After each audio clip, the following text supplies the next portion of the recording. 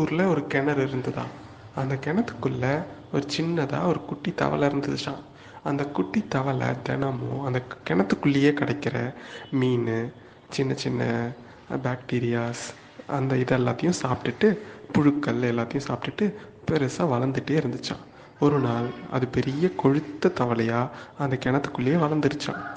அப்போ திடீர்னு அங்கே ஒரு நாள் ஒரு கடல்ல இருந்து வந்த ஒரு தவளையை இது பார்த்துச்சு. பார்த்துட்டு, நீ யாரு, நீ எங்கே நீங்கள் வந்திருக்க அப்படின்னு கேட்டுச்சான்.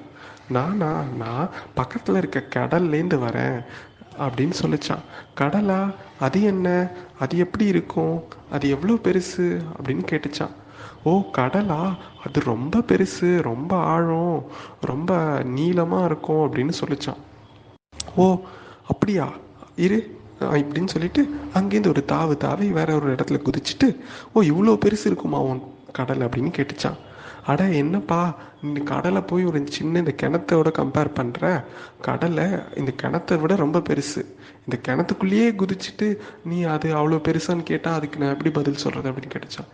என்னது, இதை விட கடல் பெருசா அப்படின்னு சொல்லிட்டு இன்னொரு பெருசாக தாவிச்சான்.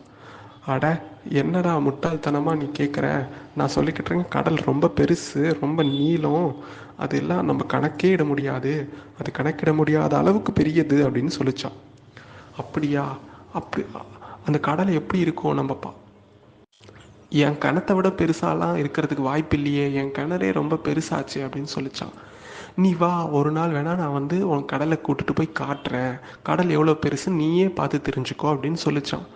அடடா, இந்த கிணத்தை விட்டுட்டு நான் வர்றதா, இந்த கிணத்தை விட்டு வந்தால் நான் எப்படி உயிர் வாழறது, எனக்கு கிடைக்கிற இந்த உணவெல்லாம் எப்படி அங்கே கிடைக்கும் அப்படின்னு சொல்லிச்சான்.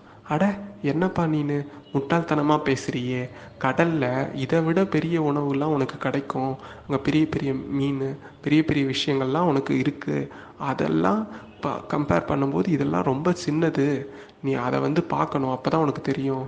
இல்லை இல்லை, இந்த கிணத்தை விட பெருசாலாம் ஒன்றும் இருக்க முடியாது, இந்த கடல்ன்றது நீ ஏதோ கற்பனையாக சொல்கிற, அப்படிலாம் உண்மையாக ஒன்று இருக்கவே இருக்காது, இந்த கிணறு தான் இருக்கிறதுலையே பெருசு, இந்த கிணத்தை விட்டு நான் எங்கேயும் வரதா இல்லைப்பா அப்படின்னு சொல்லிச்சான்.